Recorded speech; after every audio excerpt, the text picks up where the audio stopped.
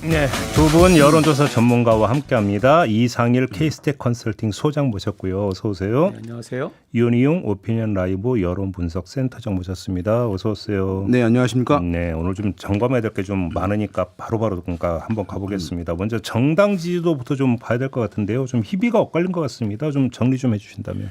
예, 지금 좀 변화들이 있는데요.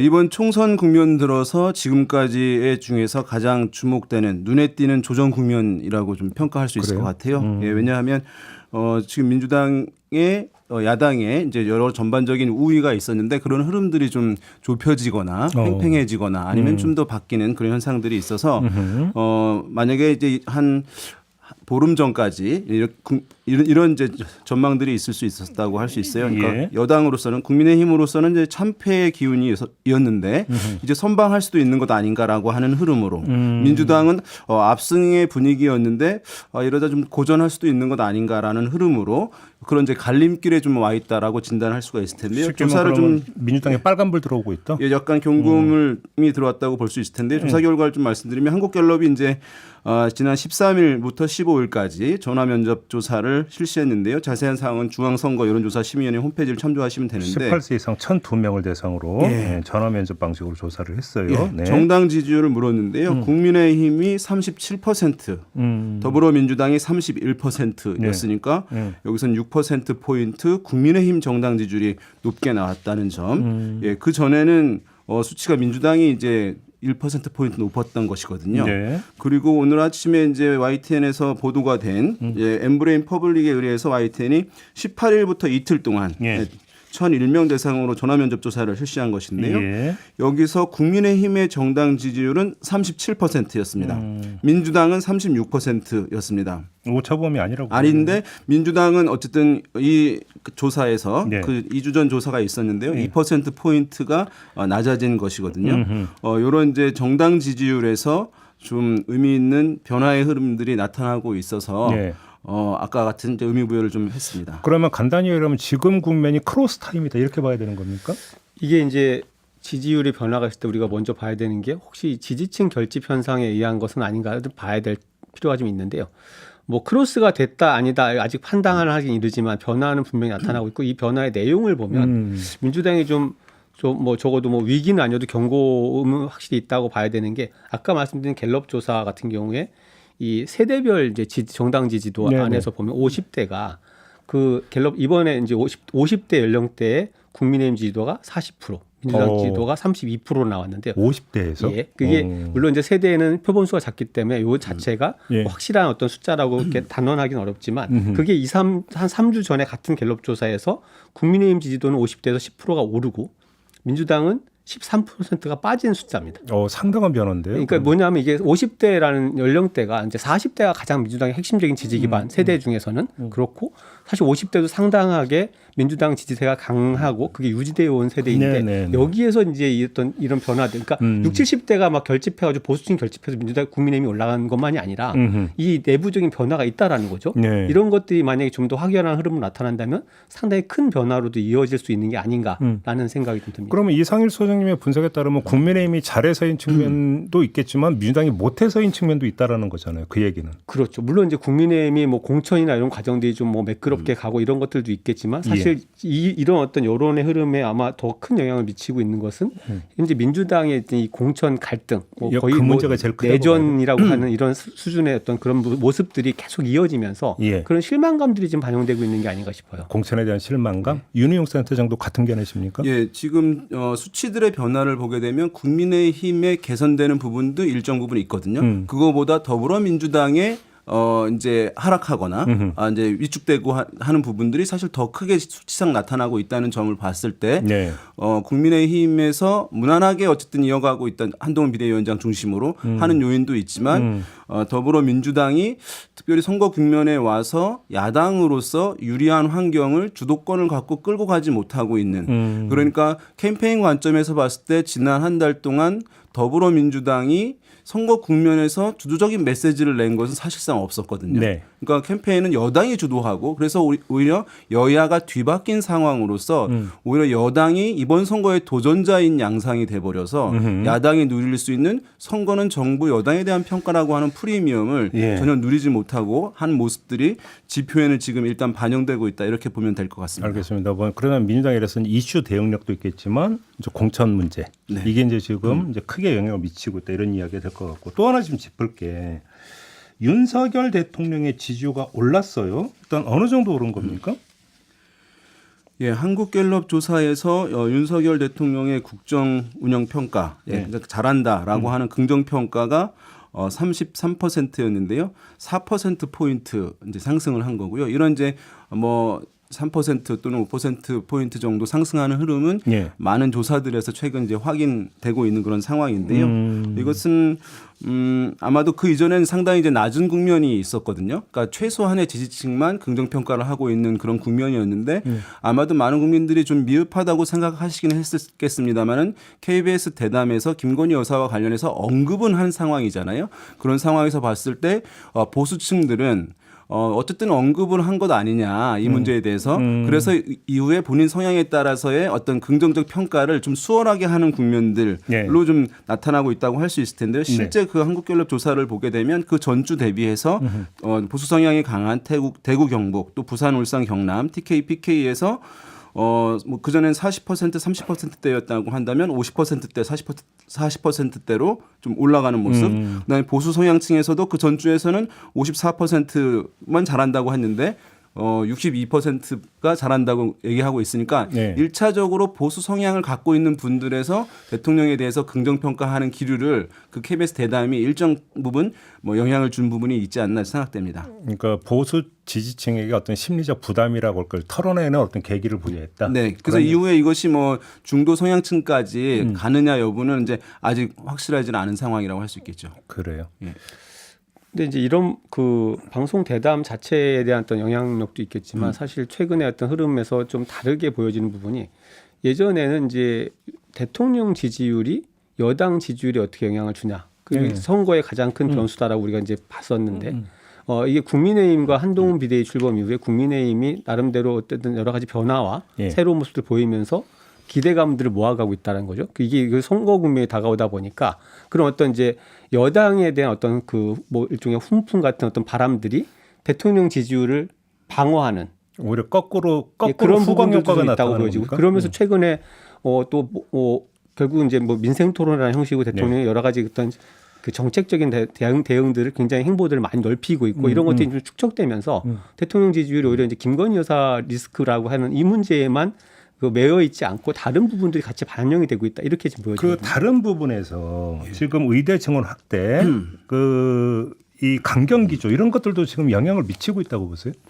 시작이 됐고 저는 아직 오히려 이제 이것이 어떻게 끝날까까지 더 본다면 굉장히 큰 변수가 될 수 있다고 저는 봅니다. 네. 이게 이제 어쨌든 지금 대통령실이 갖는 이슈 최근에 갖는 이슈 중에 가장 사실 대중적 호응도가 높은 이슈라고 할 수 있거든요. 지지 여론이 상당히 높죠. 예, 왜냐하면 10명 중에 뭐 7명, 8명이 이제 의대 정원 확대에 대해서 찬성하고 있는 것이기 때문에 그래서 여러 가지 지금 이제 갈등들이 있을 텐데 어쨌든 좀 더 극적 효과가 있을 수도 있을 것이라고 보이고 예. 그래서 이것 같은 경우에는 좀 갈등이 있고 일정 부분 해소해내고 해내는 모습을 보인다고 한다면 중도 성향층 등에서도 이제 긍정 평가로 이어질 가능성이 있고 이것은 정치적 지지 여부와 무관하게 대통령에 대한 평가는 일을 잘하냐 못하냐라고 묻는 것이기 네, 때문에 네. 잘한다라고 하는 근거로 대중들에게 전달될 수가 있는 소지가 있어서 아마도 이제 대통령 국정 지지율에 영향을 긍정적으로 줄 가능성이 있어 보입니다. 이상현 소장님께 조금 전에 굉장히 큰 변수가 될 수가 있다고 하셨는데 좀 더 부연 설명을 해주신다면. 근데 이게 예를 들면 이제 다른 유사한 사안들로 그 이제 우리가 많이 비교하는 게 지금 2022년 이제 말 정도의 화물연대 파업 당시에 그때 이제 강경 대응을 하면서 대통령 지지율이 좀 올라간 적이 있었는데 네. 뭐 그런 상황들과 비슷하게 좀 많이 보는데 네. 이 의대 그 정원을 증원하는 문제 그리고 이제 의사분들이 뭐 국민의 어떤 무슨 뭐 적 이런 악은 아니겠습니다만 이 문제가 굉장히 오랫동안 풀리지 않은 문제였고 네. 그리고 이런 부분들은 넘어가기 어려울 것이다라는 관측이 많은 거죠. 왜냐하면 워낙 강력한 어떤 이제 이익단체화 되어 있기 때문에 이런 부분들을 이제 그 2,000명이라는 어떤 상징적인 숫자 증언을 놓고 돌파해 내는 모습을 보인다라는 것은 예. 만약에 그게 성공한다면 이런 것도 잘 수습해 간다면 예. 오히려 정말 윤석열 정부가 갖고 있는 어떤 강점들이 아주 극대화돼서 나타날 수 있는 어떤 그런 모습이 되지 않을까. 네. 그래서 과거에 어떤 있었던 유사한 이슈들보다 훨씬 그 파급력은 큰 그런 그렇죠. 어떤 현안에 지금 직면해 있다 이렇게 봐야 될 것 같습니다. 그러니까 바로 이 문제 같은 경우는 다른 어떤 사안보다도 사실 하이 리스크 하이 리턴에 해당이 되는. 그래서 만약에 정말로 그 전공의들의 어떤 뭐 사직서 제출이나 여기서 이제 비롯되고 있는 의료 대란을 만약에 돌파해서 정리를 해내느냐 못하느냐에 따라서 물론 이제 이 극과 극의 부분들이 결과가 나타날 수 뭐 있는. 이걸 수습하지 못하고 상당히 커다란 정말 의료 현장의 혼란들이 막 장기화된다거나 문제가 더 커졌을 땐 또 다른 여론이 있을 수도 있지만 정반대 여론이 나오겠죠. 그럴 수도 그때는. 있겠죠. 그때는. 뭐 갈등 관리 역량에 대한 평가로 넘어갈 수 있거든요. 그렇죠. 근데 문제는 아니죠. 그러니까 포인트는 만약에 윤석열 대통령이 정말로 돌파를 해서 이 문제를 의료 대란을 해소를 하고 더 나아가서 의대 정원을 관철을 시킨다. 만약에 이렇게 돼버린다고 한다면 윤석열 대통령의 지지율이 올라가고 더 중요한 것은 총선에서 그러면 정권 심판이라는 구도가 어느 정도까지 여기에 영향을 받느냐. 사실 이 부분을 봐야 되는 거 아닌가요? 그렇죠. 그동안은 이제 우리가 요즘 조금 다른 여론들이 나오지만 사실 정권 견제론과 안정, 지원론이 뭐 대략 한 6대4 이상의 그룹 차이가 벌어져 있다 이렇게 봤었는데 네. 이 부분들이 이 의대 정원 증원 문제, 의료계 지금 대란이라고 하는 이 이슈를 어떻게 가져가냐에 따라서는 사실 물론 상징적인 하나의 이슈고 하나의 정책이지만 이것이 정부에 대한 평가를 상당히 크게 바꿀 수도 있는 네. 그런 어떤 이슈가 될 수 있고 정권 견제론이나 심판론이라는 것들의 파고를 상당히 낮출 수도 있지 않을까라는 그렇죠. 생각을 좀 해봅니다. 알겠습니다. 그래서 결국은 좀 이야기를 좀 더 그 확장을 시켜야 될 것 같은데 지금 그 이번 총선이 정말 정권 심판이냐 아니냐, 정권 심판론 대 정권 안정론이라고 하는 이런 구도에서 정말 치러지는 것이냐. 라고 하는 좀 일반적 진단으로까지 좀 확장을 해서 이야기를 좀 나눠야 될 것 같은데 윤의용 센터장님 어떻게 보십니까? 기본적으로 뭐 이것은 선거에 대해서는 너무나 이제 전통적인 시각이기 때문에 이것에서 이제 크게 벗어나기는 이제 어려운 것이죠. 왜냐하면 각 정당이 사용하는 프레임인 것이거든요. 야당으로서 할 수 있는 것, 여당으로 할 수 있는 것. 근데 그것을 뭐 세부적인 것들로 이제 선택할 수는 없고 이것을 정권 심판론 야당에서 여당에서는 국정 안정론 또는 요즘에 좀 더 나아가서 뭐 야당 심판을 내세우고 있는 것인데 그런데 이제 어쨌든 이 큰 구도가 있고 대중들이 선거를 바라보는 시각이 있는데 우리 이상현 소장님 말씀하신 대로 여기서도 사실은 변화가 좀 있는 것인데요. 아까 소개해드린 YTN 엠브레인 조사에서 네. 정권 견제론과 야당 심판론을 두 개를 이제 물었습니다. 어디에 더 공감하는지. 근데 정권 견제론이 44% 나왔는데 야당 심판론도 42%를 공감하고 있거든요. 예. 사실 차이가 없는 것이라고 할 수가 있겠고요.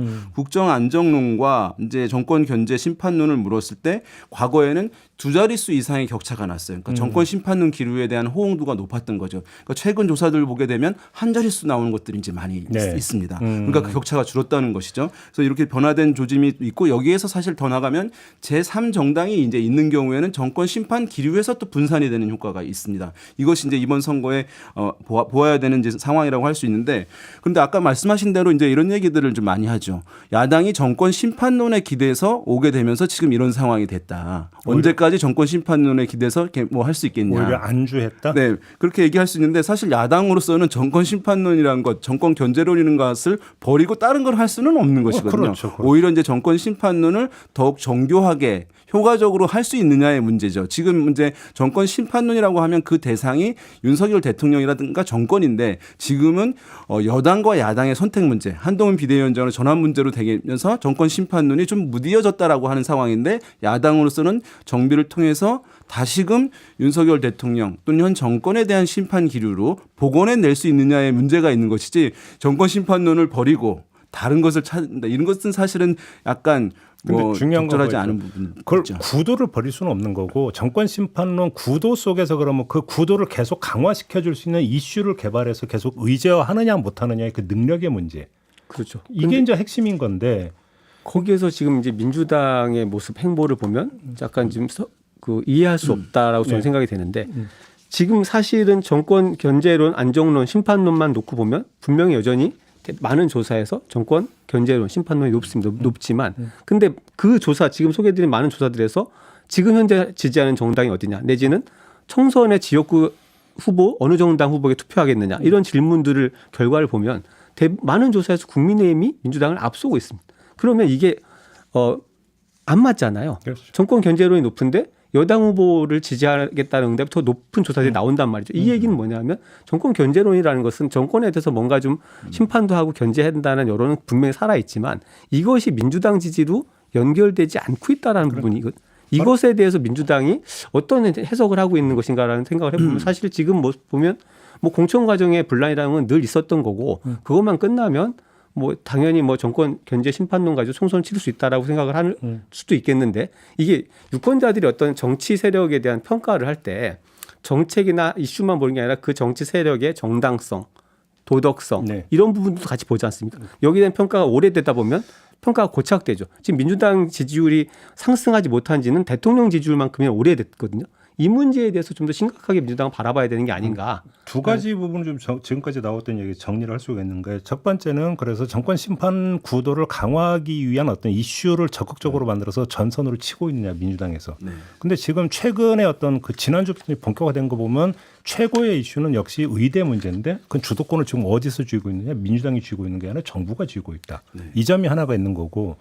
또 한 가지는 정권 심판 대 정권 안정이라고 하는 어떤 응답률이 비슷하게 나온다라면 결국 여기서 관건이 되는 것은 인물 경쟁력으로도 연결이 될 수 있는 부분인데 거기서 공천 문제가 지금 불거지고 있다라는 것. 네. 이렇게 정리할 수 있는 거 아닌가요? 그게 이제 야당으로서도 사실은 공천 문제 말씀하시는데 억울하다고 생각하는 부분이 있을지 모르겠어요. 왜냐하면 우리가 또 물갈이를 상당 부분 이제 진행하고 있는 것 아니냐. 그 물갈이 하게 되면 변화인 것이니까 네. 그것이 국민적 호응도가 이제 있어야 되는 것이고 또 불출마하는 의원들도 상당히 많거든요. 네.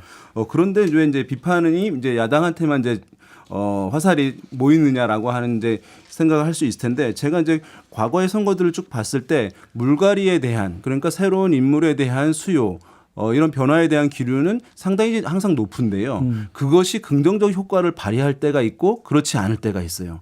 그러니까 긍정적 효과를 발휘할 때는 뭐냐 하면 그 물갈이가 이제 어떤 권력에 있는 핵심, 네, 그다음에 주류 이런 분들의 희생으로 이어지면서 물갈이가 이루어지게 되면 굉장한 긍정적 효과를 얻어요. 근데 그것이 물갈이가 어떤 정적, 어떤 비주류, 를 타겟으로 해서 진행이 될 경우에는 그 물갈이의 효과보다는 사실 부정적 효과가 더 크게 나타나는 부분이 있거든요. 2016년 새누리당 공천 파동이 그런 경우잖아요. 예. 그러니까 그런 부분이 지금 제가 봤을 때는 이제 또 한 가지 실제 여부를 떠나서 대중적으로 미디어를 통해 대중에게 전달이 되는 것 어떻게 되는가 인식이 어떻게 되는가가 중요한 것인데 지금 이제 그런 계파의 문제 이런 것들을 비춰지는 것이거든요. 네. 그러다 보니까 지금 공천 과정에서의 어떤 평가 이런 부분에서 확연히 이제 차이가 난다라고 하면서 비판적 시각이 이제 오히려 야당을 향하고 있는 알겠습니다. 그런 상황이 되어서 그것이 반영이 되고 있습니다. 네.